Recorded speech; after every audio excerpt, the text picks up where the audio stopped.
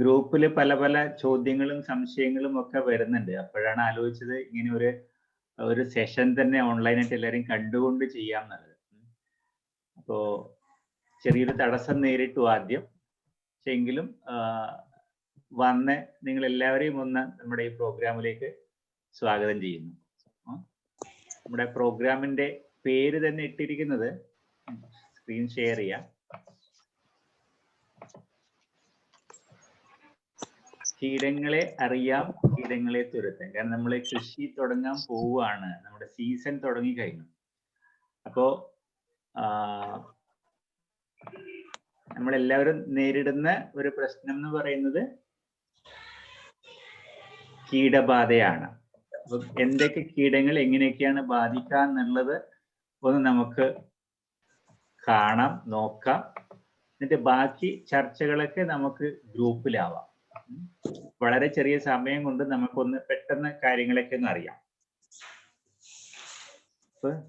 No pest, no pest. അപ്പൊ pest കീടങ്ങളെ നമ്മൾ അറിയാം. അങ്ങനെയാണെങ്കിൽ നമുക്ക് അതിന് വേണ്ട മുൻകരുതലുകൾ എടുക്കാൻ പറ്റും. ഒന്ന്, ഇത് ഞാൻ റെക്കോർഡ് ചെയ്യുന്നുണ്ട്. റെക്കോർഡ് ചെയ്തിട്ട് നമ്മുടെ ഗ്രൂപ്പിൽ ഇത് അവൈലബിൾ ആയിരിക്കും. അപ്പം നിങ്ങളിപ്പോ ജസ്റ്റ് ഒന്ന് ശ്രദ്ധിച്ചിരുന്നാൽ മാത്രം മതി. ഇപ്പൊ നമ്മുടെ ഏറ്റവും ഇഷ്ടപ്പെട്ട ഒരു സാധനമാണ് ചീര. അപ്പൊ ചീരയ്ക്ക് വരാൻ സാധ്യതയുള്ള ഒന്നാണ് പുഴുക്കൾ. അപ്പൊ ഇത് രണ്ട് തരത്തിലാണ് വരുന്നത്. ഒന്ന് ഇലകൾ കൂട് കെട്ടിയിട്ട് അങ്ങനെ ഇല നശിപ്പിക്കും, അതേപോലെ തന്നെ ഇല തിന്നിട്ടും ഇല നശിപ്പിക്കും. പക്ഷെ ഞാൻ കണ്ടിടത്തോളം, അല്ലെങ്കിൽ എന്നെ സംബന്ധിച്ച് ഈ കൂടുകെട്ടി പുഴുവാണ് നമ്മുടെ ഈ, അല്ലെങ്കിൽ എന്നെ സംബന്ധിച്ച് കൂടുതൽ ബുദ്ധിമുട്ടായി തോന്നിയിരുന്നത്. അപ്പൊ രണ്ട് തരത്തിലാണ് ചീരയെ ബാധിക്കുക. ഒന്ന് കൂടുകെട്ടിപ്പുഴു, പിന്നെ ഒന്ന് ഇലതീനിപ്പുഴു. അപ്പൊ ഇതിന് രണ്ടിനും നമുക്ക് ഉപയോഗിക്കാവുന്നത് ഇത്രയേ ഉള്ളൂ. ആ ഇലയങ്ങ് നശിപ്പിച്ചേക്കുക. അതായത് നമ്മൾ നിത്യം പറ്റുമെങ്കിൽ ദിവസം 2 നേരം നമ്മൾ ചെടികളെ നിരീക്ഷിക്കുകയാണെങ്കിൽ, അല്ലെങ്കിൽ നമ്മുടെ തോട്ടം സന്ദർശിക്കുകയാണെങ്കിൽ എന്തൊക്കെയാണ് മാറ്റം വന്നിരിക്കുന്നത് നമുക്ക് അറിയാൻ പറ്റണം. അപ്പം ഇതിന് ഏറ്റവും ശരിയായ മാർഗം എന്ന് പറയുന്നത്, ഡെയിലി നമ്മൾ കാണുകയാണെങ്കിൽ തീർച്ചയായിട്ടും അങ്ങനെ ചുരുണ്ടിരിക്കുന്ന ഇലകൾ ഒന്ന് തുറന്നു നോക്കിയാൽ അതിനകത്ത് പുഴുക്കളെ കാണും. അത് പുഴുവോടുകൂടി എടുത്ത് നശിപ്പിക്കാം. അപ്പൊ അതല്ലെങ്കിൽ വേപ്പിൻ കുരുയുടെ ഇത് ലായനി ഉപയോഗിക്കാം. അപ്പൊ അതെങ്ങനെയാണെന്നൊക്കെ എന്നുള്ളത് ലാസ്റ്റ് നമുക്ക് നോക്കാം. അപ്പൊ ചീരക്ക് ഏറ്റവും കൂടുതൽ വരുന്നത് ഒന്ന് ഈ 2 തരത്തിലുള്ള പുഴുക്കളാണ്. പിന്നെ ചീര ആക്രമിക്കുന്നത് ഇത് ഇലപ്പുള്ളി രോഗം. ഇത് വന്നാൽ പിന്നെ അതിൽ നിന്നും നമുക്ക് കിട്ടില്ല. ഇതൊരു ഫംഗൽ ഇൻഫെക്ഷൻ ആണ്, ഫംഗസ് ബാധയാണ് ഇത്. അപ്പം ഇതിന് എന്താ ചെയ്യേണ്ടതെന്ന് വെച്ചാൽ, ഒന്ന് നമ്മുടെ ക്ലാസ്സുകളിൽ പറയാറുണ്ടല്ലോ, വെള്ളം ചോട്ടിൽ ഒഴിക്കരുത്, കുറച്ച് ദൂരെ ആയിരിക്കണം. അതുപോലെ വെള്ളം ഒഴിക്കുമ്പോൾ ചെടികളുടെ മേലെ ഇലയിലൊന്നും വരാൻ പാടില്ല. അപ്പം കാരണം ഈർപ്പം ഫംഗസിന് വളർച്ചയ്ക്ക് കൂടുതൽ സപ്പോർട്ടീവാണ്. പിന്നെ ഈ ചീര ചെയ്യേണ്ടത് പച്ച അതുപോലെ ചുവന്ന ചീരകൾ ഇടകലർത്തി നടുകയാണെങ്കിൽ കുറേയൊക്കെ. കാരണം ഈ ചുവന്ന ചീരക്കാണ് ഏറ്റവും കൂടുതൽ ഫംഗൽ ഇൻഫെക്ഷൻ വരുന്നത്. അപ്പൊ അതുകൊണ്ട് തന്നെ ഇടകലർത്തി നമ്മൾ പച്ചയും ചുവന്നതും നടുകയാണെങ്കിൽ ഒരു പരിധി വരെ നമുക്ക് നിയന്ത്രിക്കാൻ പറ്റും. പിന്നെ നാട്ടിലൊക്കെ ഉപയോഗിക്കുന്ന പാൽക്കായം മഞ്ഞൾപ്പൊടി മിശ്രിതം തളിക്കാം എന്ന് പറയുന്നുണ്ട്. അപ്പൊ നമുക്ക് എല്ലാത്തിനും ഒറ്റൊരു സൊല്യൂഷൻ ഉണ്ട്, അത് നമ്മൾ ലാസ്റ്റ് കാണും. പിന്നെ വരുന്നതാണ് വെണ്ട. വെണ്ടയെ സംബന്ധിച്ച്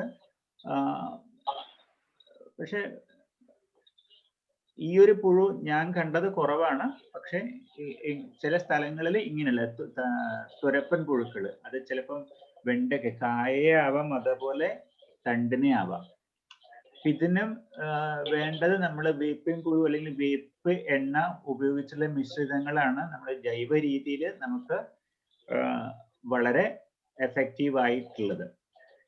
ഒരു കായയാണ് തിന്ന് നശിപ്പിക്കുന്നത്.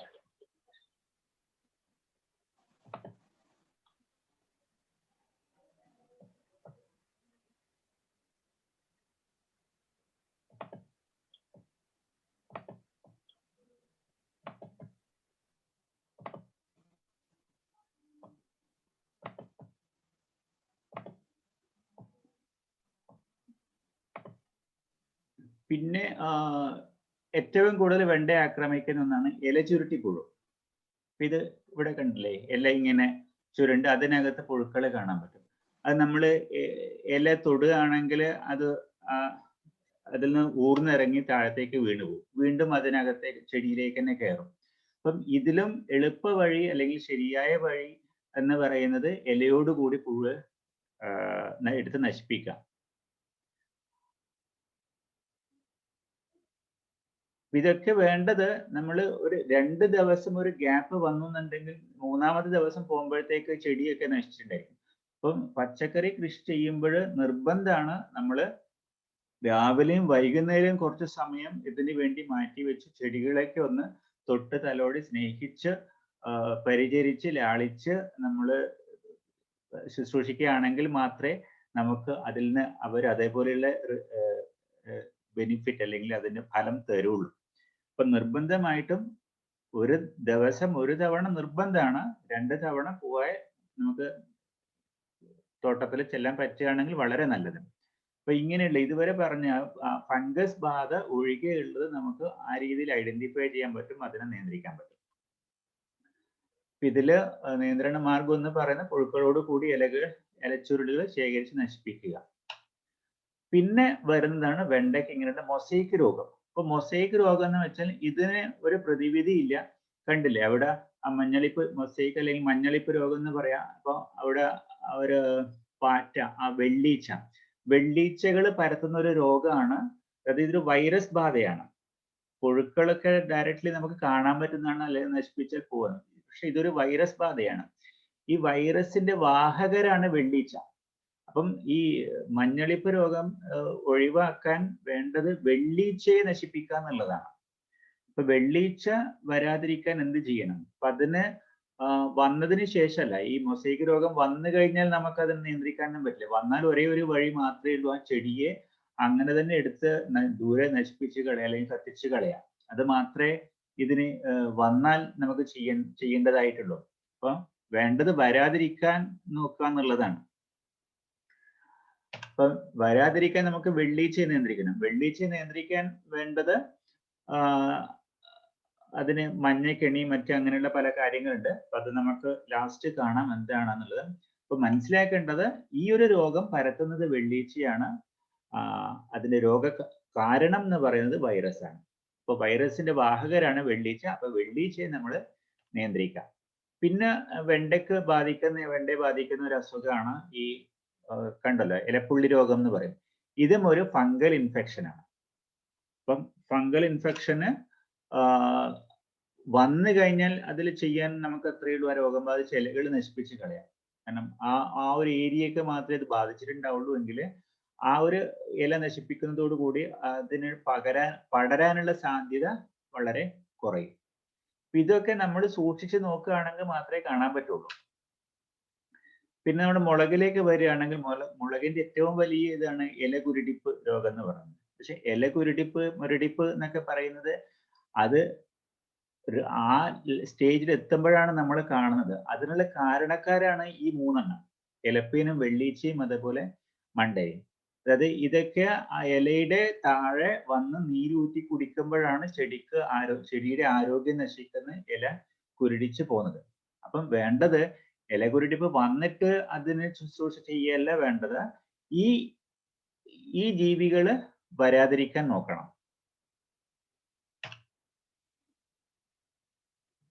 അപ്പൊ അതിനും നമുക്ക് വേപ്പെണ്ണ, സോപ്പ് ലായനി അങ്ങനെയുള്ളതൊക്കെ ഉപയോഗിക്കാം.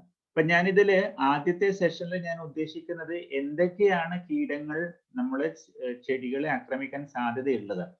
ആ കീടങ്ങളെ അറിയാം, അതേപോലെ അത് ഏതൊക്കെ ചെടികളെ ആക്രമിക്കുന്നെന്ന് അറിയാം, അല്ലെങ്കിൽ രോഗങ്ങൾ അറിയാം, അത് ഏതൊക്കെ ചെടിക്കാണ് വരിക എന്നുള്ളത് അറിയാം. ഇതിനൊക്കെ നമ്മുടെ കയ്യിലുള്ള സൊല്യൂഷൻ അത് ലാസ്റ്റ് നമുക്ക് നോക്കാം. അതുകൊണ്ട് ഞാൻ ഇനി അങ്ങോട്ട് നിയന്ത്രണ മാർഗങ്ങളെ കുറിച്ച് കൂടുതൽ പറയുന്നില്ല. ജസ്റ്റ് ഇതിനെക്കുറിച്ച് അറിയാം, കീടങ്ങളും രോഗങ്ങളും എന്താണെന്നുള്ളത് മാത്രം നോക്കാം ആദ്യം. മുളകിന് മറ്റൊരു തരത്തിലാണ് കുരുടിപ്പ് വരുന്നത് പോലെ തന്നെ അല്ല ചുരുണ്ട് പോവും.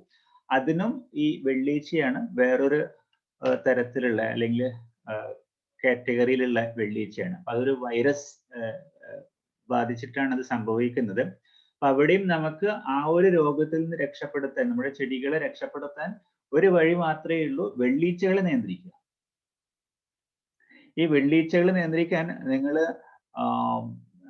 ഇപ്പോഴും മീൻസ് ഈ ഒരു കാലാവസ്ഥയിൽ അല്ലെങ്കിൽ നമ്മൾ പുറത്തേക്ക് ഇറങ്ങിയിട്ട് ഇത് വയലിൽ അല്ലെങ്കിൽ നമ്മുടെ പറമ്പിലൊക്കെ ഇറങ്ങിയിട്ട് ചെറിയ പുൽച്ചെടികളും മറ്റൊക്കെ കാണും, ചെറിയ കുറ്റിക്കാടുകളൊക്കെ കാണും.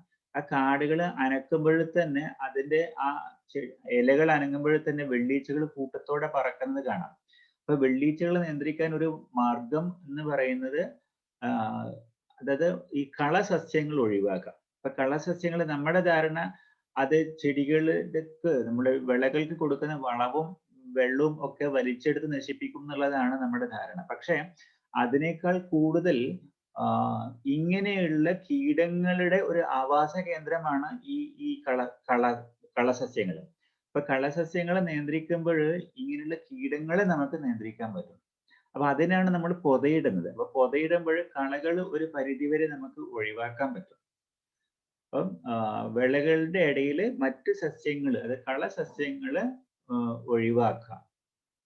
അപ്പോൾ ഒരു പരിധിവരെ നമുക്ക് വെള്ളീച്ചയെ നിയന്ത്രിക്കാൻ പറ്റും. ഒന്ന് നിങ്ങൾ നാളെ ഒരു പരീക്ഷണം നടത്തി നോക്കൂ. കളകളുടെ ഇടയിലേക്ക് ഒന്ന് ഇറങ്ങി അതിന് ആ ഇലകൾ അനങ്ങുമ്പോൾ വെള്ളീച്ചകൾ കൂട്ടത്തോടെ പറന്നു പോകുന്നത് കാണാം. പിന്നെ മുളകിന് ഇത് പക്ഷെ വളരെ അപൂർവമാണ്. എന്നെ സംബന്ധിച്ച് ഇങ്ങനൊരു അസുഖം ഞാൻ എൻ്റെ മുളകിന് ഇതുവരെ കണ്ടിട്ടില്ല. കായ് ചീയൽ. അപ്പൊ കായ് ചീയൽ വരുന്നത് അതും ഒരുതരം ഫംഗസ് ആണ്. അപ്പൊ ഫംഗസിനെ നമ്മൾ നിയന്ത്രിക്കണം. ഈ ഫംഗസ് ഇൻഫെക്ഷൻ വന്നു കഴിഞ്ഞാൽ നമുക്ക് ചെയ്യാനുള്ളത് ആ ഭാഗം അല്ലെങ്കിൽ ആ ചെടിയെ നശിപ്പിച്ചാൽ മതി. വൈറസ് എഫക്ട് ചെയ്തതാണെങ്കിൽ ചിലപ്പോൾ എല്ലാ ചെടികളെയും ബാധിച്ചിട്ടെങ്കിൽ പിന്നെ വേറെ മാർഗമില്ല. പിന്നെ വഴുതന വർഗ വിളകൾ. വഴുതന വർഗം എന്ന് പറയുമ്പോൾ അതിലെല്ലാം വന്നു. പച്ചമുളക് വന്നു, വെണ്ട, അതേപോലെ വഴുതന, തക്കാളി നമുക്ക് അതിൽ തന്നെ പെടുത്താൻ വേണമെങ്കിൽ. ഇതിന് വരുന്നതാണ് ഒരു തരത്തിലുള്ള വാട്ടരോഗം. വാട്ടരോഗത്തിന് കാരണം ഒരു ബാക്ടീരിയ ആണ്. ഇവിടെ ഇങ്ങനെയുള്ളതിന് പറയുന്ന നിയന്ത്രണ മാർഗം എന്ന് പറയുമ്പോൾ അത് നമ്മൾ ക്രോപ്പ് റൊട്ടേഷൻ, നമ്മുടെ ക്ലാസ്സിൽ ക്രോപ്പ് റൊട്ടേഷനെ കുറിച്ച് ഡിസ്കസ് ചെയ്യുന്നുണ്ട്. അപ്പം എന്തിനാണ് ആ ക്രോപ്പ് റൊട്ടേഷൻ വരുമ്പോൾ എന്തുകൊണ്ട് ഇത് ബാധിക്കുന്നില്ല? കാരണം ഓരോ ചെടിക്കും അല്ലെങ്കിൽ ഓരോ സസ്യത്തിനെയും ആക്രമിക്കുന്ന അല്ലെങ്കിൽ അതിൽ കുടിയിരിക്കുന്ന ഓരോരോ ജീവികളുണ്ട്. അത് വൈറസ് ആയിക്കോട്ടെ, ബാക്ടീരിയ ആയിക്കോട്ടെ, ഫംഗസ് ആയിക്കോട്ടെ, എന്തും ആയിക്കോട്ടെ. അപ്പൊ ഒരു ചെടി ഒരു സ്ഥലത്ത് വീണ്ടും വീണ്ടും അവിടെ തന്നെ അത് ചെയ്തുകൊണ്ടിരിക്കുമ്പോൾ കഴിഞ്ഞ തവണ വന്ന അസുഖങ്ങൾ വീണ്ടും ഇതിന് വരാൻ സാധ്യതയുണ്ട്. നേരെ മറിച്ച് മറ്റൊരു ചെടിയാണ് അവിടെ ചെയ്യുന്നതെങ്കിൽ ആ ഒരു അസുഖം ഇതിന് വരാനുള്ള സാധ്യത കുറവാണ്. ഉദാഹരണത്തിന് പയറിന് വരുന്ന അസുഖം അത് മുളകിന് വരില്ല, അല്ലെങ്കിൽ പയറിനെ ആക്രമിക്കുന്ന കീടങ്ങൾ മുളകിനെ ആക്രമിക്കില്ല. അപ്പൊ അതാണ് നമ്മൾ ക്രോപ്പ് റൊട്ടേഷന്റെ മറ്റൊരു ഉദ്ദേശം എന്ന് പറയുന്നത്. എന്തെങ്കിലും അസുഖങ്ങൾ വന്നിട്ടുണ്ടെങ്കിൽ അടുത്ത തവണ മറ്റൊരു ചെടിയാകുമ്പോൾ ആ ചെടിയെ ഈ അസുഖങ്ങൾ ബാധിക്കാനുള്ള സാധ്യത ഇല്ല. അപ്പം നിർബന്ധമായിട്ട് നമ്മൾ ശ്രദ്ധിക്കേണ്ടത് ക്രോപ്പ് റൊട്ടേഷൻ നമ്മുടെ ഒരു ഹാബിറ്റ് ആക്കണം. അത് ഒരു സ്ഥലത്ത് ഒരു ചെടി തന്നെ വീണ്ടും വീണ്ടും ചെയ്യുന്നതിന് പകരം അത് മാറ്റുക എന്ന് വെച്ചാൽ ആ ഫാമിലി തന്നെ മാറണം. ഉദാഹരണത്തിന് മുളക് നട്ടെടുത്ത് വഴുതന നടാന്ന് പറയുമ്പോൾ രണ്ടും ഒരേ ഫാമിലിയാണ്. അപ്പൊ ഫാമിലി തന്നെ മാറണം. വഴുതനക്ക് ഏറ്റവും കൂടുതൽ ബാധിക്കുന്നത് അതിന്റെ തണ്ട് തുരപ്പൻ അല്ലെങ്കിൽ കായ തുരക്കുന്ന പുഴു. നമ്മൾ അറിയ പോലും ഇല്ല. ഇമേജിൽ കാണുന്നുണ്ടല്ലോ, ലെഫ്റ്റ് സൈഡിൽ ആ പുഴുക്കളെ കാണാൻ പറ്റും. തണ്ട് തുരന്ന് അതിന്റെ ഉള്ളിൽ കൂടി നന്നായി തഴച്ച് വളർന്ന് വരുമ്പോഴായിരിക്കും വാടി പോവുക. അപ്പോഴും നോക്കുമ്പോഴാണ് ചെറിയൊരു ദ്വാരം കാണാൻ പറ്റും തണ്ടില്. അത് ഒടിച്ചു നോക്കുമ്പോഴത്തേക്ക് അതിനകത്ത് മുഴുവൻ തുരന്ന് തിന്ന് പൊള്ളയായി കാണും. ഇപ്പൊ തണ്ട് തുരപ്പൻ വലിയൊരു ശല്യമാണ് വഴുതന ചെടിക്ക്. അതിനും വേപ്പിൻ കുരു സത്താണ് പറയുന്നത് ഏറ്റവും നല്ലത്. പിന്നെ വഴുതനക്ക് വരുന്നതാണ് അത് നമ്മുടെ ആ മുളകിനെ പറഞ്ഞതുപോലെ തന്നെ ഇതിനും കായ ചീയൽ, മുളക് ചീയൽ പറഞ്ഞല്ലോ, അതൊരു ഫംഗൽ ഇൻഫെക്ഷൻ ആണ്. ഈ ചീയുന്നത് മിക്കവാറും ഫംഗൽ ഇൻഫെക്ഷൻ ആണ്. അപ്പം എന്താണെന്ന് ചീഞ്ഞു പോകുന്നുണ്ടെങ്കിൽ നോക്കുക, ഫംഗസ് ആണ്. അപ്പം ഫംഗസിനെയാണ് നിയന്ത്രിക്കേണ്ടത്. പിന്നെ ഇതിന്റെ കുറ്റില രോഗം എന്ന് പറഞ്ഞിട്ടുണ്ട്. പക്ഷെ ഇതൊക്കെ വളരെ അപൂർവമാണ്. ഇതിനും ഒരു തരത്തിലുള്ള പച്ചത്തുള്ളനാണ് ഇത് പിന്നെ പരത്തുന്നത്. ഇത് ഫൈറ്റോപ്ലാസ്മ എന്ന് പറഞ്ഞൊരു ഒരു കീടാണുവാണ്. അപ്പൊ അത് പച്ചത്തുള്ളനാണ് ഇതിനെ പരത്തുന്നത്. അപ്പം ഇങ്ങനെ ബാധിച്ചിട്ടുണ്ടെങ്കിൽ ആ ചെടി അങ്ങനെ തന്നെ നശിപ്പിച്ചേക്കാം. പിന്നെ വരുന്നത് പയർ അല്ലെങ്കിൽ വെള്ളരി വർഗ വിളകള്. ഇതില് ഇത് ചിത്രകീടം നമ്മളെ ഇതിന് മാത്രമല്ല മിക്കവാറും എല്ലാ വിളകളെയും ആക്രമിക്കുന്ന ഒന്നാണ് ചിത്രകീടം എന്ന് പറയുന്നത്. ഇലയുടെ മേലെ ഇങ്ങനെ ചിത്രം വരച്ചതുപോലെ കാണാൻ പറ്റും. പക്ഷെ അവിടെ എന്താ സംഭവിക്കുന്നത് വെച്ചാൽ അതൊരു പുഴു, ഒരു ശലഭം ഉണ്ട്. ആ ശലഭം അതിനകത്ത് ഇലയ്ക്കകത്ത് മുട്ടയിട്ടിട്ട് ആ മുട്ട വിരിഞ്ഞ് വരുന്ന പുഴു ആ ഹരിതകം മുഴുവൻ തിന്ന് തീർക്കുമ്പോഴാണ് അത് ആ ചിത്രം വരച്ചതുപോലെ കാണുന്നത് അല്ലെങ്കിൽ സംഭവിക്കുന്നത്. അപ്പൊ അവിടെയും നമ്മൾ വേണ്ടത് ആ ഈച്ച അല്ലെങ്കിൽ ആ എന്താണോ അത് ആ കീടത്തിന് ഇങ്ങോട്ടുള്ള വരവ് തന്നെ തടയാൻ. അപ്പൊ അതിനും വേപ്പിൻ കുരു അതിന്റെ എമൽഷനാണ് ഏറ്റവും എഫക്റ്റീവ് ആയിട്ട് പറയുന്നത്. പിന്നെ പയറിന് ഏറ്റവും കൂടുതൽ ആക്രമിക്കുന്ന ഒന്നാണ് മുഞ്ഞ. ഇത് എല്ലാവർക്കും ഇതിനെ പരിചയം കാണും. ഇപ്പൊ ഇവിടെയും ഇത് നമ്മുടെ ക്ലാസ്സിൽ പ്രത്യേകമാണ്. ഇവിടെ ഉറുമ്പിനെയാണ് നിയന്ത്രിക്കേണ്ടത്. അതേപോലെ തന്നെ വേപ്പിൻ കുരു സത്ത് ഒക്കെ ഉപയോഗിക്കാം. അതേപോലെ പയറിനെ ആക്രമിക്കുന്ന വേറൊന്ന് ചാഴി. ഇവിടെ കാണാൻ നേരം ചാഴി ഒരു വലിയൊരു ഉറുമ്പിനെ പോലെ ഒന്ന്. ഇതെന്താ ചെയ്യാന്ന് വെച്ചാൽ ആ പയറ് പൂ വിരിഞ്ഞ് വരുമ്പോൾ തന്നെ അതിൽ കയറി മുട്ടയിട്ടിട്ട് ഇതിനകത്ത് അതിന്റെ പുഴു വളരും. അതേപോലെ തന്നെ അതിന്റെ നീരൂറ്റി കുടിക്കുകയും ചെയ്യും.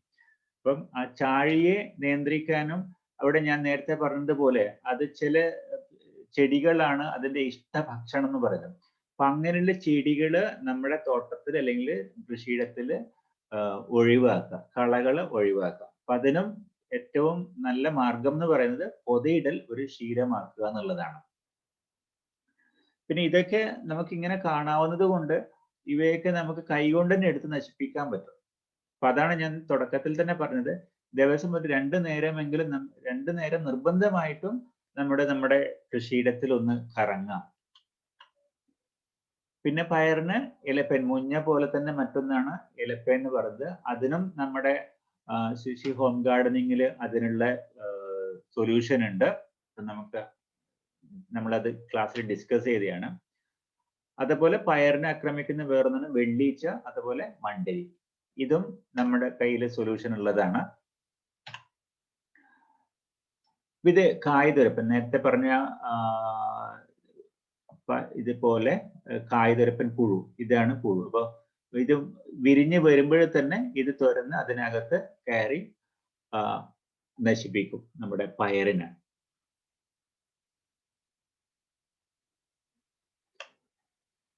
ഇതിനും വേപ്പിൻ കുരു അല്ലെങ്കിൽ വേപ്പ് എമൽഷൻ ആണ് ഏറ്റവും എഫക്റ്റീവ് ആയിട്ട് നമുക്ക് ഉപയോഗിക്കാവുന്നതാണ്. പിന്നെ നമ്മുടെ ഗ്രൂപ്പിൽ കഴിഞ്ഞ ദിവസം ആരോ ചോദിച്ചതാണ് തണ്ട് ചീഞ്ഞു പോകുന്നത്. ഈ തണ്ട് ചീഞ്ഞു പോവാൻ പയറിന് മാത്രമല്ല പലതിനും, വഴുതിനൊക്കെ പോലും അങ്ങനെ, വഴുതിന, പച്ചമുളക് അതിനൊക്കെ അങ്ങനെ ഉണ്ടാകാറുണ്ട്.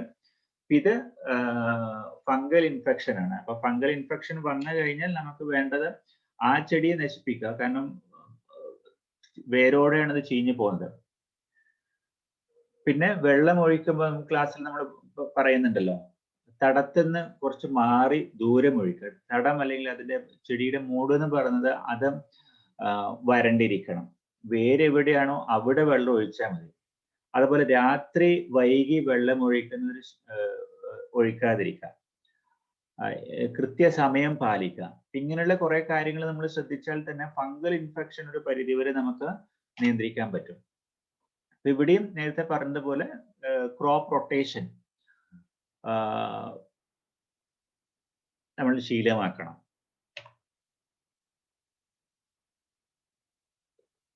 അതേപോലെ മറ്റൊന്നാണ് കടചീയൽ അല്ലെങ്കിൽ കരിമ്പിൻ കേട്. അതൊരു പയറിനെ ബാധിക്കുന്ന തന്നെയാണ്. ഇതും ഫംഗല് തന്നെയാണ്. അപ്പൊ നമ്മൾ ഓരോ തരത്തിലുള്ള ഫംഗസിനെ എടുത്ത് ഡിസ്കസ് ചെയ്യുന്നതിന് പകരം മൊത്തത്തില് ചെടിയുടെ ചോട്ടില് അല്ലെങ്കിൽ ആ കടക്കല് ബാധിക്കുന്നത് ഫംഗസ് ബാധയാണ്. അപ്പൊ അതിന് നമ്മൾ ആ ഒരു സൊല്യൂഷൻ, ആ ഒരു പ്രിക്കോഷൻ, അതായത് രാത്രി വെള്ളം ഒഴിക്കാതിരിക്കുക, പിന്നെ ചെടിയുടെ ചോട്ടിൽ നിന്ന് അല്പം അകലെയായിട്ട് വെള്ളം ഒഴിക്കുക. അങ്ങനെയുള്ള കാര്യങ്ങൾ നമ്മൾ ഫോളോ ചെയ്യാം. പിന്നെ വരുന്നതാണ് പയറിനെ സംബന്ധിച്ച തുരുമ്പ് രോഗം എന്ന് പറയും. കണ്ടില്ലേ, ഒരു തുരുമ്പ് പിടിച്ചതുപോലെ. ഇതും ഫംഗസ് തന്നെയാണ്. അപ്പൊ ആദ്യം പറഞ്ഞ രണ്ടെണ്ണം ചെടിയുടെ ചോട്ടിലാണ് അല്ലെങ്കിൽ തണ്ടിനെയാണ് ബാധിക്കുന്നത്. ഈ ഫംഗൽ ബാധിച്ചത് ഇലയാണ്. ഇതിനും നമ്മുടെ കയ്യിൽ സൊല്യൂഷൻ ഉണ്ട്, ലാസ്റ്റ് ഡിസ്കസ് ചെയ്യാം നമുക്കത്. അപ്പൊ ഇവിടെ വേണ്ടത് ഫംഗൽ ഇൻഫെക്ഷൻ വന്നു കഴിഞ്ഞാൽ ഒന്നുകിൽ ഇല അല്ലെങ്കിൽ ആ ഭാഗം തന്നെ നമ്മൾ നശിപ്പിച്ച് കളയാം. അപ്പൊ ഇത്രയാണ് നമ്മള്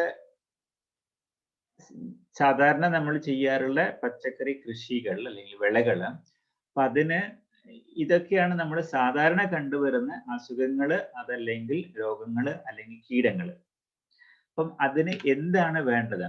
ഇതിൽ മിക്കവാറും നമ്മുടെ കോഴ്സിലില്ലേ വെള്ളീച്ചയെ കുറിച്ച് മീലിമുട്ട, മുഞ്ഞ, ഒച്ച്, പൂപ്പല്. അപ്പം വെള്ളീച്ചയും ഇവിടെ ഇന്ന് നമ്മൾ ഡിസ്കസ് ചെയ്ത് ഇതിനകത്ത് നമ്മുടെ വില്ലൻ എന്ന് പറയുന്നത് വെള്ളീച്ച, അതേപോലെ തന്നെ ഫംഗസ് ആണ്. അപ്പം ഇതിന് എങ്ങനെ നിയന്ത്രിക്കാം? വെള്ളീച്ച, മുഞ്ഞ, അതേപോലെ ഫംഗസ്. ഇതിന് നമ്മുടെ ക്ലാസ്സിൽ പറയുന്ന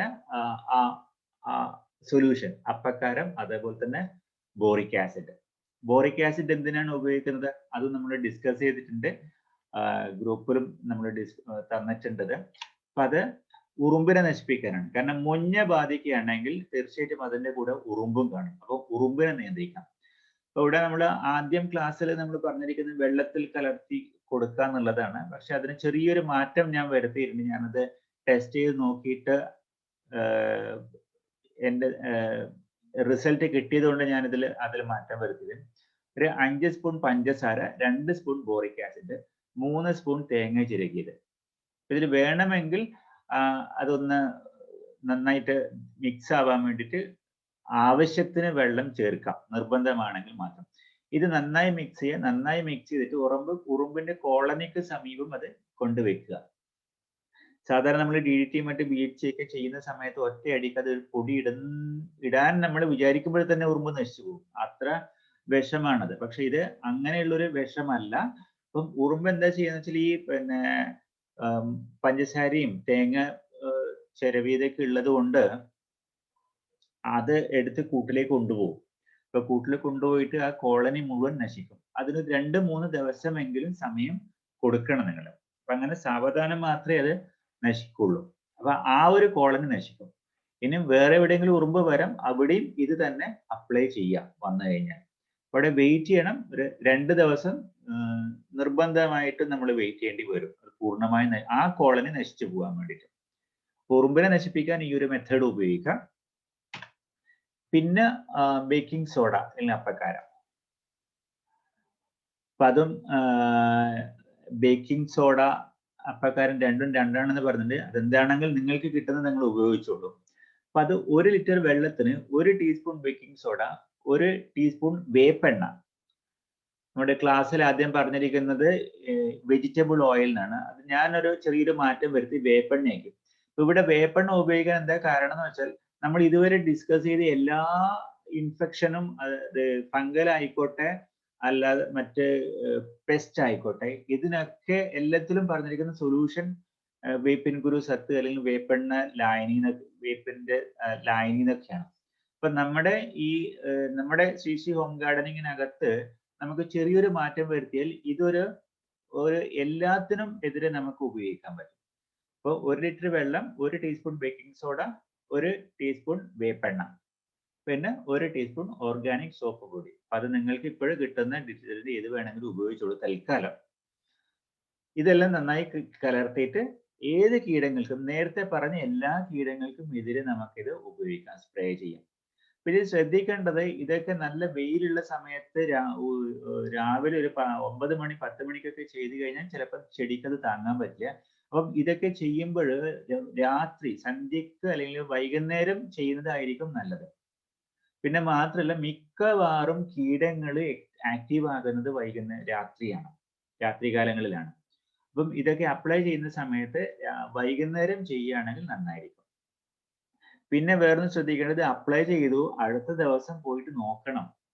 കാരണം എല്ലാ ചെടിക്കും ഇപ്പം ഇവിടെ ഇപ്പോൾ ഒരു ടീസ്പൂണിന് പറഞ്ഞു, പിന്നെ നിങ്ങളുടെ സ്പൂണിന്റെ സൈസും ഞാനിവിടെ പറയുന്ന സ്പൂണിന്റെ സൈസും എന്താണെന്ന് ഇപ്പം കണ്ടാൽ മാത്രമേ പറയാൻ പറ്റുള്ളൂ. ഇപ്പൊ ചിലപ്പോൾ ഡോസേജ് കൂടും. ഡോസേജ് കൂടി കഴിഞ്ഞാൽ അത് താങ്ങാനുള്ള കപ്പാസിറ്റി ആ ചെടിയുടെ ഇലക്ക് ഉണ്ടാവില്ല. അതേപോലെ തന്നെ ചെടിയുടെ പ്രായവും അതിനൊരു വലിയ ഘടകമാണ്. ഇപ്പൊ ചെറിയ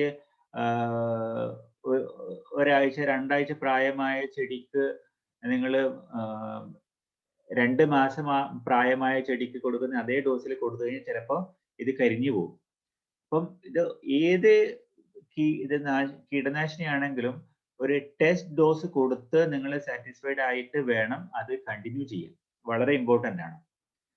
അപ്പം ഇവിടെ നമ്മളിനി വേപ്പെണ്ണ, ബേക്കിംഗ് സോഡ 1 ലിറ്റർ വെള്ളത്തിൽ ഓരോ ടീസ്പൂൺ വീതം, അതേപോലെ ഒരു ഓർഗാനിക് സോപ്പ് പൊടി ഏതെങ്കിലും ആണ്, ഇത് നമുക്ക് ഉപയോഗിക്കാം. അപ്പം ഇതുവരെ പറഞ്ഞ എല്ലാത്തിനും ഉള്ളതായി, എല്ലാ കീടങ്ങൾക്കും എതിരെ ആയി ഇത്. പിന്നെ വേറൊന്ന് ശ്രദ്ധിക്കേണ്ടത്, കീടബാധ കാണുമ്പോഴല്ല തുടങ്ങേണ്ടത്, അതിന് മുന്നേ തന്നെ തുടങ്ങണം. കാരണം ഈ വൈറ്റ് ഫ്ലൈ, വെള്ളീച്ചകള് വൈറസ് വാഹകരാണ്. വൈറസ് അഫക്റ്റ് ചെയ്ത് കഴിഞ്ഞാൽ പിന്നെ ഒന്നും ചെയ്തിട്ട് കാര്യമില്ല. അപ്പം നമ്മൾ ചെടി വളർന്ന് മുളച്ച് അത് വളർന്ന് വരുന്ന ആ 2 ഇല 3 ഇല അല്ലെങ്കിൽ ആ പരുവത്തിൽ എത്തുമ്പോൾ തന്നെ ആഴ്ചക്ക് ഒരു തവണ ഇതൊക്കെ അപ്ലൈ ചെയ്യുന്നത് ഒരു ശീലമാക്കുന്നത് നന്നായിരിക്കും. പിന്നെ ഫംഗസിന് വളരെ എഫക്റ്റീവ് ആണ് നാടൻ പശുവിന്റെ മോര് അല്ലെങ്കിൽ തൈരും ആവാം. അത് മോരാണെങ്കിൽ 100 ml മോര് 5 ദിവസം പഴകിയത് 1 ലിറ്റർ വെള്ളം ചേർത്ത് തളിക്കാം. ബെസ്റ്റ് സാധനമാണ്. അതേപോലെ ഫ്ലവറിങ് സ്റ്റേജിൽ ഇത് അപ്ലൈ ചെയ്യാം. ചെടിയുടെ ഇലകൾക്ക് സ്പ്രേ ചെയ്യാം. ഏത് ചെടിയാണെങ്കിലും ഇത് സ്പ്രേ ചെയ്ത് കഴിഞ്ഞാൽ ആ പൂ കൊഴിച്ചിലും മറ്റു കാര്യങ്ങളും ഒക്കെ നമുക്ക് കൺട്രോൾ ചെയ്യാൻ പറ്റും. ഒരു ബെസ്റ്റ് ഒരു ഹോർമോൺ കൂടിയാണ് ഈ മോര് എന്ന് പറയുന്നത്. മോര്, നാടൻ പശുവിന്റെ മോര്. ഇത്രയാണ് ഇന്ന് ഡിസ്കസ് ചെയ്യാൻ ഉദ്ദേശിച്ചത്. അപ്പം ഇനി നിങ്ങൾക്ക് എന്തെങ്കിലും ചോദിക്കാനെങ്കിൽ ചോദിക്കാം. ഇത് എനിക്ക് കിട്ടിയിരിക്കുന്നത് ഞാൻ എവിടുന്നോ ഇത് പലതും ഞാൻ കളക്ട് ചെയ്യുന്ന സമയത്ത് അങ്ങനെ കിട്ടിയതാണ്. ഇത് കണ്ടപ്പോൾ തന്നെ തോന്നി നിങ്ങളുമായിട്ട് ഷെയർ ചെയ്യണം. ഇത് പ്രിപ്പയർ ചെയ്ത് വെച്ചിട്ട് 1 മാസം 2 മാസത്തോളമായി. ഇന്നാണ് സമയം ഒത്തു വന്നത്. അപ്പോ ഈ ഒരു ടോപ്പിക്കിൽ എൻ്റെ ഫസ്റ്റ് പ്രസന്റേഷൻ ആണിത്, ഇങ്ങനെ ഒരു ഗ്രൂപ്പിൽ. അപ്പൊ അത് എന്താണ്, എങ്ങനെയാണ്, നിങ്ങൾക്കത് യൂസ്ഫുൾ ആയോ, നിങ്ങൾക്ക് എന്തെങ്കിലും ചോദിക്കാനുണ്ടെങ്കിൽ ചോദിക്കാം. എനിക്കൊരു ഫീഡ്ബാക്ക്, നമ്മുടെ ഏത് പ്രോഗ്രാം ആണെങ്കിലും ഒരു ഫീഡ്ബാക്ക് അത്യാവശ്യമാണ്. കാരണം ഇനി ഒരു ഇതിലേക്ക് പോകുമ്പോൾ അതിന് നമുക്ക് കുറച്ചും കൂടി നന്നാക്കണം. കാരണം ആർട്ട് ഓഫ് ലിവിങ് ശ്രീ രവിശങ്കറിന്റെ പ്രോഗ്രാം ആയിട്ടാണ് ഇത് വരുന്നത്. അപ്പോൾ ഓരോ തവണ പ്രോഗ്രാം നന്നാക്കുമ്പോഴും credit goes to the master. So നിങ്ങൾക്ക് എല്ലാവർക്കും അതിനുള്ള റെസ്പോൺസിബിലിറ്റി ഉണ്ട് നമ്മുടെ പ്രോഗ്രാം ഗംഭീരാക്കാൻ വേണ്ടി. യെസ്, ഇനി നിങ്ങളുടെ ചോദ്യങ്ങളാവാം പലതുണ്ടെങ്കിൽ.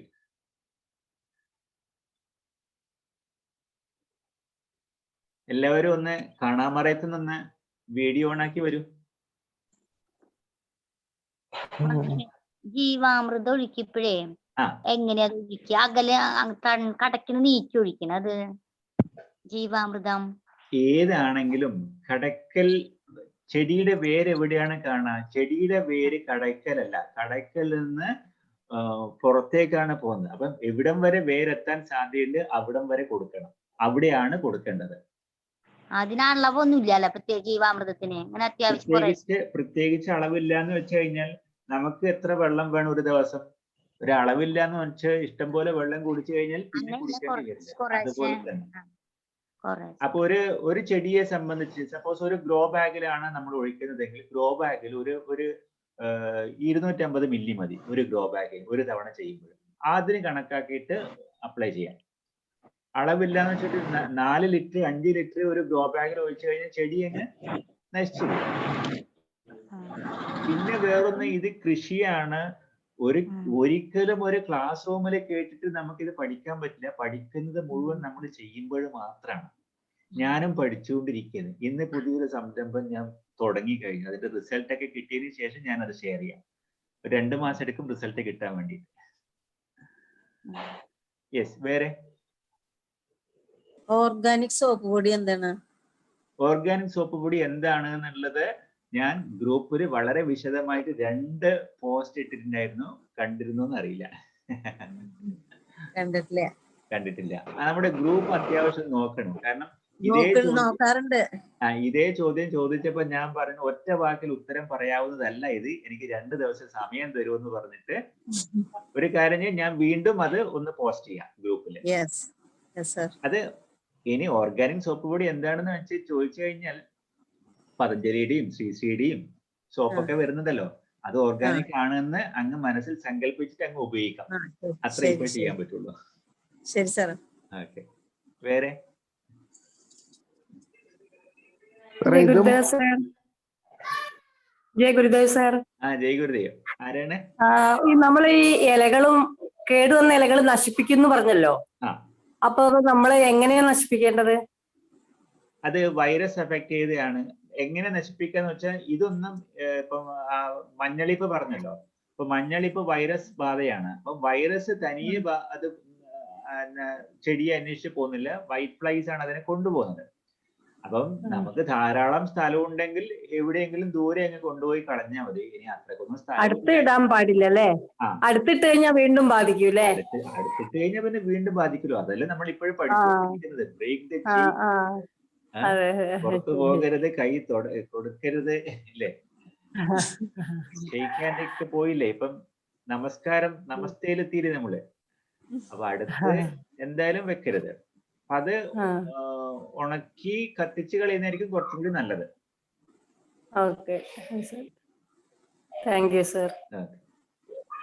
വേറെ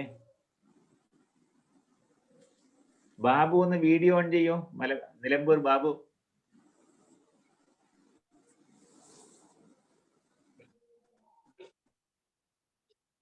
വേറെ എന്താ? സാർ, എന്റെ പേര് ഗോവിന്ദൻ.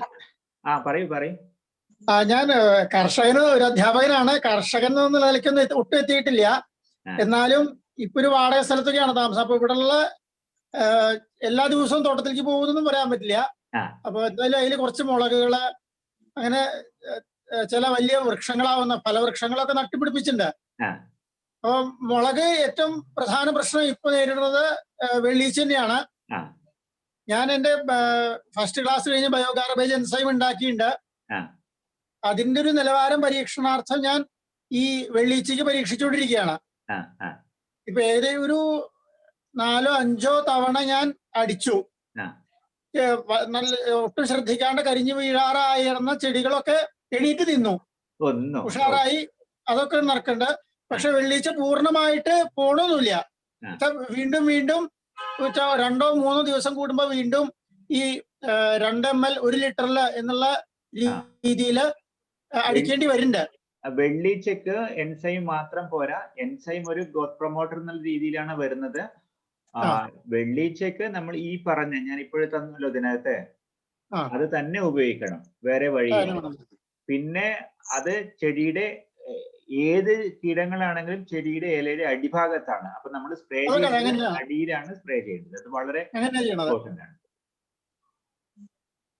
അപ്പോ ഇത് എൻസൈം അതൊരു ഗ്രോത്ത് പ്രൊമോട്ടർ ആയിട്ട് ഉപയോഗിക്കാം. അതെങ്ങനെയാ അടിക്കേണ്ടത്? ഇലയുടെ അടിയിലാണോ അടിക്കണ്ടേ? എല്ലാം നമ്മൾ സ്പ്രേ ചെയ്യുന്നത് മുഴുവൻ ഇലയുടെ അടിയിൽ നിർബന്ധമാണ്, അടിയിൽ കൊണ്ടിരിക്കണം എന്നുള്ളത്. യെസ്, വേറെ സാർ ഇതും ബ്ലോഗിലിടുവോ സാറേ? പറയൂ. ഇതും ബ്ലോഗിലിടുവോ? ഇതിനും ബ്ലോഗ് ഉണ്ടോ? കീടനാശിനികളുടെ ഡീറ്റെയിൽസ് ബ്ലോഗിൽ ഇടുന്നുണ്ടോ? ബ്ലോഗ് ആക്കിയിട്ടില്ലല്ലോ സാറേ. ഈ ഡീറ്റെയിലും ബ്ലോഗിൽ ഇടുവോ? ബ്ലോഗില് ഇത് ഗ്രൂപ്പിൽ ഇടും ഞാൻ. ഈ ഒരു ബ്ലോഗില് ഏതാ? ഈ കീടനാശിനികൾ ഓരോ അസുഖങ്ങൾക്കും എന്തൊക്കെ മരുന്നാ ഉള്ളതെന്നുള്ളത് ബ്ലോഗിലാക്കിയിട്ട് ഡീറ്റെയിൽ ഇടുവോ? HTML? അല്ല, ഇതിലിപ്പം ഞാൻ ഡിസ്കസ് ചെയ്തപ്പോഴെന്താ, ഓരോ അസുഖത്തിനും ഓരോ മരുന്നില്ല നമുക്ക്. എല്ലാ അസുഖത്തിനും ഒരു മരുന്ന് മാത്രം. 3-4 എണ്ണം പറഞ്ഞിട്ടുണ്ടല്ലോ, അത് ഞാൻ ഷെയർ Okay. ചെയ്യാം. അത് ഷെയർ ചെയ്യാം. ഓക്കെ. കാരണം ഞാനിപ്പോ പറഞ്ഞിരിക്കുന്നത് എന്തൊക്കെ കീടങ്ങളാണ് നമ്മുടെ വിളകൾ ആക്രമിക്കാൻ സാധ്യതയുള്ളതെന്ന് പരിചയപ്പെടുത്താനാണ് ഞാൻ ഉദ്ദേശിച്ചത്. അത് വന്നു. Okay. പക്ഷെ അതിൽ നോക്കിയാൽ അതിൽ എല്ലാത്തിലും വേപ്പെണ്ണ എന്ന് പറയുന്നുണ്ട്. അപ്പൊ നമുക്ക് എന്ത് ചെയ്യാം, കീടങ്ങൾ എന്ന് പരിചയപ്പെടുക, സൊല്യൂഷൻ എന്തൊക്കെയാണ്, ഒരു കോമൺ സൊല്യൂഷൻ, ഓക്കെ. അത് ഞാൻ ഷെയർ ചെയ്യാം. പിന്നെ സാറ് പറഞ്ഞില്ലേ ഈ ഫാമിലീസ് പറഞ്ഞില്ലേ, ഇപ്പൊ പയറാണെങ്കിൽ പച്ചമുളകാണെങ്കിലും ഇതാണെങ്കിലും ഒരേ ഫാമിലി ആണെന്ന്. അങ്ങനെ ഫാമിലി ട്രീ ആയിട്ട് എന്തെങ്കിലും സാറിന്റെ അടുത്തുണ്ടോ? അങ്ങനെ ഒന്നുമില്ല. അല്ല, അത് ഫാമിലി എന്ന് പറയുന്നത് ഒന്ന് വെള്ളരി വർഗ വിളകള്, നമ്മളെ വെള്ളരി, മത്തൻ, അതൊക്കെ പടവലമൊക്കെ അതിൽ വരുന്നതാണ്. വെള്ളരി വർഗം, വള്ളി വർഗ്ഗങ്ങള്. വള്ളി വർഗ്ഗങ്ങള്. അതേപോലെ തന്നെ വെള്ളരി, കുമ്പളം, മത്തൻ, പിന്നെ എന്താ പറയാ, കോവയ്ക്ക, കക്കിരി, ഇതെല്ലാം ഒരു ഇതില് വരുന്നത്. കോവയ്ക്കയും കോവ അതില് വരുമോ എന്നുള്ളത് അറിയില്ല. അതിന് വരികയാണെങ്കിൽ തന്നെ കുറച്ച് ഡിഫറെന്റ് ആണ്. അല്ല, അതൊക്കെ നിങ്ങൾ കണ്ടെത്തണം. കാരണം നോക്കൂ, ഒരേ അസുഖങ്ങൾ, ഒരേ കീടങ്ങൾ ബാധിക്കാൻ സാധ്യതയുള്ളത് ഒരേ ഫാമിലി ആണെന്ന് പറയാൻ വേണമെങ്കിൽ ഒരു പരിധി വരെ.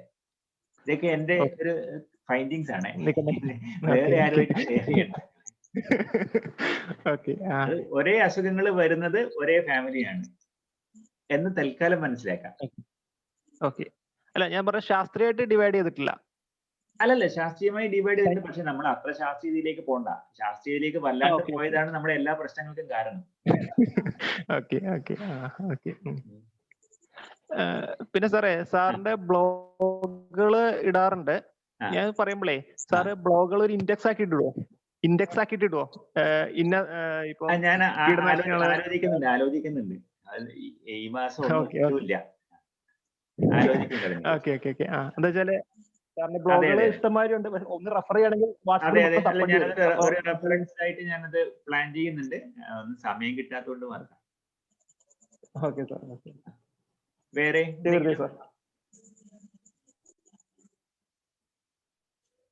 വേറെ ആർക്കെങ്കിലും ചോദ്യങ്ങൾ? ഇല്ല. അങ്ങനെയാണെങ്കിൽ എൻ്റെ അടുത്തൊരു അഭ്യർത്ഥന എന്ന് പറയുന്നത്, ഇതിപ്പോ നമ്മൾ 20 പേരാണുള്ളത്. ഓൾമോസ്റ്റ് ഒരു 200-200ഓളം പേര് നമ്മുടെ ഗ്രൂപ്പിലുണ്ട് അല്ലെ. ഒരു 10% ആണ് ഇന്ന് വന്നിരിക്കുന്നത്. പക്ഷെ അത് തുടക്കത്തിൽ കുറച്ച് പ്രശ്നങ്ങൾ വന്നു, അങ്ങനെ കുറച്ച് പേര് പോയി. അപ്പൊ 10% ആണ് നമ്മുടെ ഒരു കൺവേർഷൻ റേറ്റ് എന്ന് പറയുന്നത്. അത് ഏതിലാണെങ്കിലും അങ്ങനെ തന്നെയാണ്. അത് വലിയൊരു നമ്പർ തന്നെയാണ്. അപ്പം ഈ മാസത്തെ നമ്മുടെ ക്ലാസ് ഈ 10, 11, 12 അല്ല 11, 12, 13 തീയതികളിൽ വെച്ചിട്ടുണ്ട്. അപ്പം നിങ്ങൾ ഓരോരുത്തരും ഒരാളെങ്കിലും ഒന്ന് അതിനകത്തേക്ക് കൊണ്ടുവരും. അതിന്റെ ഒരു എന്താ പറയാ, ഒരു റിക്വസ്റ്റ് ആണ്. കാരണം ഈ കോഴ്സ് അത്രയും ഗംഭീരമായതുകൊണ്ടാണ് നിങ്ങൾ ഈ 20 പേര് ഇപ്പൊ വന്നിരിക്കുന്നത്. തീർച്ചയായിട്ടും അല്ലെ, നിങ്ങളല്ല നമ്മള്. നിങ്ങൾ എന്ന് പറയുമ്പോൾ ഞാൻ വേറെയായി, അതല്ല. നമ്മൾ ഈ 20 പേര് കൂടിയിരിക്കാൻ ഒരേ ഒരു കാരണം, ആ പ്രോഗ്രാം അത്രയും ഗംഭീരമായതുകൊണ്ടാണ്, യൂസ്ഫുൾ ആയതുകൊണ്ടാണ്. അത് എത്തട്ടെ. അപ്പൊ അറിയില്ല ആർക്കാണ് എപ്പോഴാണ് ലഡു പൊട്ടുന്നതെന്ന്. അപ്പൊ നമുക്കിത് കൊടുക്കാനേ പറ്റുള്ളൂ. അപ്പൊ പൊട്ടേണ്ടവർക്ക് അത് പൊട്ടിക്കോളും. അപ്പൊ പൊട്ടാനൊരു നിമിത്തമാകുക നമ്മള്. ജയ ഗുരുദേവ്. രാമചന്ദ്രൻ സർ.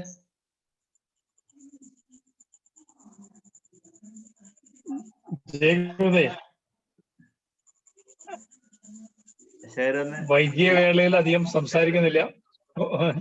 കാര്യം എനിക്ക് ഒന്ന് രണ്ട് കാര്യം പറയാനുണ്ടായിരുന്നത്. ഒന്ന്, നമ്മളൊരു വോളണ്ടിയർ ട്രെയിനിങ് പ്രോഗ്രാം ആലോചിക്കുന്നുണ്ട്. Those who wish to be volunteers, നമ്മുടെ ഈ സിസി ഹോം ഗാർഡനിങ്ങിന്റെ ഇത് പ്രൊമോട്ട് ചെയ്യാനായിട്ടുള്ള വോളണ്ടിയേഴ്സ് ആവാൻ താല്പര്യമുള്ള ആൾക്കാർക്ക് വേണ്ടിയിട്ട് ഒരു വോളണ്ടിയർ ട്രെയിനിങ് പ്രോഗ്രാം. നിങ്ങൾക്ക് ഇതിന്റെ ഇൻട്രോഡക്ഷൻ, ഇതിന്റെ കാര്യങ്ങളൊക്കെ സംസാരിക്കാനും ഇതിനെ കുറച്ചും കൂടി അതൊക്കെ ചെയ്യുമ്പോൾ നമ്മൾ കുറച്ചും കൂടി ഇതിൽ ഉറയ്ക്കും. അതാണ് നമ്മുടെ ഒരു ഗുണം. നമ്മൾ സംസാരിക്കാൻ തുടങ്ങുമ്പോൾ നമ്മൾ കൂടുതൽ ഇതിന് മനസ്സിലാക്കിയിട്ട് വേണം സംസാരിക്കാൻ. അപ്പൊ അതിന് നമ്മൾ കുറച്ചും കൂടി ഉറയ്ക്കും. അപ്പോ അതിനുള്ള ഒരു ട്രെയിനിങ് പ്രോഗ്രാം പ്ലാൻ ചെയ്യുന്നുണ്ട്. അപ്പോ ആർക്കൊക്കെ താല്പര്യമുണ്ട് എന്ന് നോക്കിയിട്ട് മിക്കവാറും ഇതൊരു 2 hours 3 days തന്നെ ആവാം ചിലപ്പോ, അല്ലെങ്കിൽ 1 hour 3 days ആവാം. എന്തായാലും അത്തരം ഒരു പാറ്റേണിൽ നമ്മളൊരു ട്രെയിനിങ് പ്രോഗ്രാം പ്ലാൻ ചെയ്യുന്നുണ്ട്. those who are interested can join. ഒന്ന്. രണ്ട്, നമ്മൾ ഈ അഗ്രി പ്രോഡക്ട്സ്, ഇത് കൃഷിക്ക് ആവശ്യമായ സാധനങ്ങളെല്ലാം എല്ലാ ജില്ലകളിലും ലഭ്യമാക്കുന്നതിന് മുന്നോടിയായിട്ട് അതിന് വേണ്ടിയിട്ട് ഒരു യൂണിഫോം ആയിട്ട് ക്വാളിറ്റി പ്രോഡക്ട്സ് എത്തിക്കാനായിട്ട് നമ്മളൊരു സൊസൈറ്റി ഫോം ചെയ്തിട്ടുണ്ട്. നിങ്ങൾക്കും വേണമെങ്കിൽ ആ സൊസൈറ്റിയിൽ ഭാഗഭാക്കാവാം, അല്ലെങ്കിൽ ആ സൊസൈറ്റി മുഖാന്തരം അല്ലെങ്കിൽ അത്തരം അതിന്റെ ഔട്ട്ലെറ്റ്സ് വഴി നമുക്ക് ഇത് എല്ലാ ജില്ലകളിലും ലഭ്യമാവുന്നതായിരിക്കും. മിക്കവാറും ജനുവരി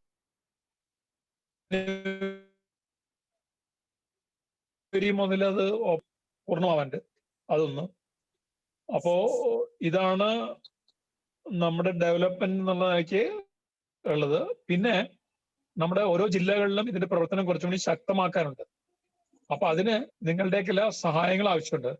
അപ്പൊ അതിന് തയ്യാറുള്ള ആളുകളും കൂടി ഒന്ന് അറിയിച്ചാൽ കൊള്ളാം. എങ്ങനെ നമുക്ക് സൃഷ്ടി ഹോം ഗാർഡനിങ്ങിന്റെ അല്ലെങ്കിൽ അഗ്രികൾച്ചറിന്റെ പ്രവർത്തനങ്ങൾ കുറച്ച് ശക്തമാക്കാം. അതിനെന്തൊക്കെ ചെയ്യാൻ പറ്റും, നിങ്ങൾ ആരൊക്കെ കുറച്ച് സമയം ചെലവഴിക്കാൻ പറ്റുന്നുള്ളത് കൂടി ഒന്ന് അറിയിച്ചാൽ കൊള്ളാം. ഓക്കെ. ഇപ്പൊ ഏറ്റവും പ്രധാനമായിട്ടുള്ളത് നമ്മള് ഇതൊന്നും ആളുകളിലേക്ക് എത്തിക്കേണ്ടത് ആവശ്യമാണ്. ഗുരുദേവന്റെ ഒരു നിയോഗമാണിത്. അപ്പൊ അതുകൊണ്ട് ഈ വെള്ളിയാഴ്ചയാണ് ക്ലാസ് തുടങ്ങുന്നത്. അപ്പോ ഒരാളെ എങ്കിലും നിങ്ങൾ രജിസ്റ്റർ ചെയ്യാനുള്ളൊരു മുൻകൈ എടുക്കുക. ബാക്കി കാര്യങ്ങൾ നിങ്ങൾക്ക് എന്തെങ്കിലും സംശയങ്ങൾ ഇപ്പൊ ചോദിക്കാം, അല്ലെങ്കിൽ ഗ്രൂപ്പിലിടാം ഞാൻ ഈ പറഞ്ഞ കാര്യങ്ങളിൽ. ഓക്കെ. സതീഷ് സാർ, നമുക്ക് ഈ വെള്ളിയാഴ്ചയാണ് തുടങ്ങുന്നത്. നമുക്ക് അതിനു മുമ്പായിട്ട് നാളെ വ്യാഴാഴ്ചയായിട്ട് വല്ലതും നമുക്കൊരു ½ താല്പര്യമുള്ളവർക്ക് ഒരു ഫ്രീ ക്ലാസ് ആയിട്ട് ഇടുകയാണെങ്കിൽ പിന്നെ അത് വെള്ളിയാഴ്ച കൺവേർട്ട് ചെയ്യാൻ പറ്റുന്ന എന്തെങ്കിലും ചെയ്യാൻ പറ്റും. നിങ്ങൾ അറേഞ്ച് ചെയ്ത് പറഞ്ഞോളൂ, കൊടുക്കാം. ഓക്കെ. കാമധേനുമാര് എന്തെങ്കിലും ഒന്ന് നമ്മളൊന്ന് കാമധേനു ഒക്കെ ഇട്ടിരുന്നില്ല, അതേമാതിരി എന്തെങ്കിലും ഒരു ജനറൽ ടോപ്പിക് എന്തെങ്കിലും വിട്ടിട്ട് നമുക്ക് വ്യാഴാഴ്ച വല്ല ഇട്ടിട്ട് അത് ഫ്രീ ആക്കിയിട്ട് അങ്ങനെ വല്ല കൺവേർട്ട് ചെയ്യാൻ പറ്റുമോ? അല്ല ടൈം അല്ല, ആ രീതിയിൽ നടക്കില്ല. അത് ജയഗുരുദേവ്. അപ്പോ ഈ പങ്കെടുത്ത എല്ലാവർക്കും നന്ദി. അപ്പൊ ഇത് ഗ്രൂപ്പിൽ ഷെയർ ചെയ്യുക. അപ്പോൾ അടുത്ത കോഴ്സിലേക്ക് ഒരാളെങ്കിലും നിങ്ങളൊന്ന് എത്തിക്കും. ജയഗുരുദേവ്. അതിന് സതീഷ് നാളെ എപ്പോഴാണ് സതീഷിന് ഫ്രീ ആവാന്ന് പറഞ്ഞേ? ഇല്ല, അതല്ല, വൈകിട്ടാണ് വേണ്ടെങ്കിൽ യു ക്യാരി ഓൺ. ആ ഒരു സമയം കൊടുത്താൽ അവരത് നാളെ ഒരു ടൈം സ്ലോട്ട് ഇപ്പൊ കൊടുക്കുകയാണെങ്കിൽ നല്ലതാണ്. സോ ദാറ്റ് അല്ല എല്ലാവർക്കും സൗകര്യം. നമ്മൾ തരുമല്ലോ, അതായത് വിഷരഹിത പച്ചക്കറി സ്വന്തം വീട്ടുവളപ്പിൽ ഈ ഒരു ടോപ്പിക്കില് നാളെ